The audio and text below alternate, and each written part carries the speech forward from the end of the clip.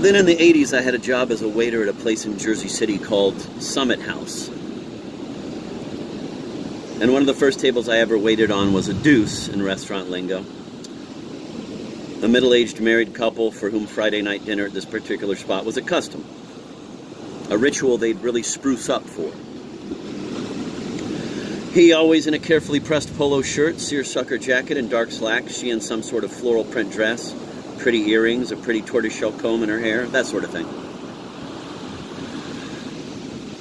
The husband pronounced his R's as W's, a speech defect, sometimes actually a dialect, called R labialization.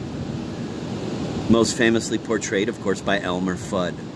So, this exceedingly pleasant, exceedingly soft-spoken guy would, each and every Friday evening, invariably order a wabwoy, very dry, a woman coke for my wife, the prime rib, very well, and the broiled squad.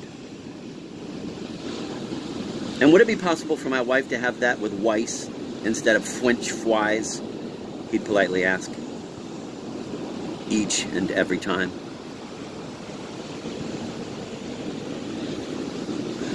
I never questioned the authenticity of the order. Yes, it seemed improbable that someone who couldn't pronounce the letter R would never, just randomly in the course of events, order anything R-less. Say a gin and tonic, or a scotch, or a steak, or a veal chop, or spaghetti and meatballs, or a chicken pot pie. But I just figured he knew what he liked, knew what his wife liked, and that was that. He seemed like a perfectly decent sort of guy. And I had absolutely no reason to doubt his sincerity, and there'd almost always be dessert. The inevitable bread pudding and wed velvet cake. And at least 2 brandies. All of which added up to a hefty check for 2 people with a potentially substantial tip. So you want to be as accommodating as possible.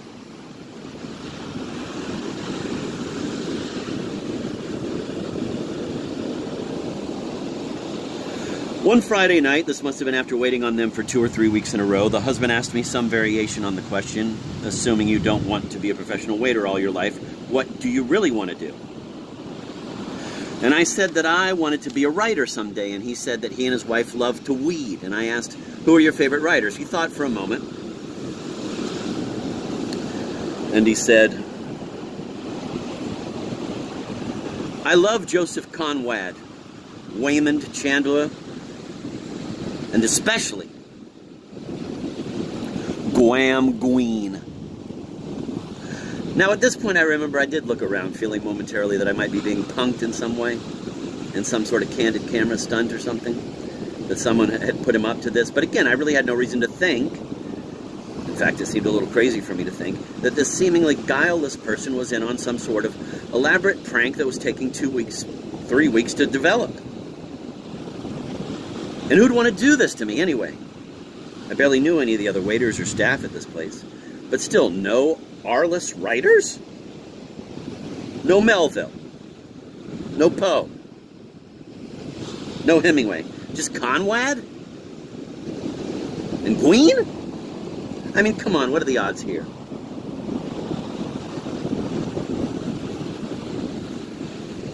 I was just about to head back to the kitchen to pick up one of my other table's orders when the guy said, I also love music. I took a deep breath.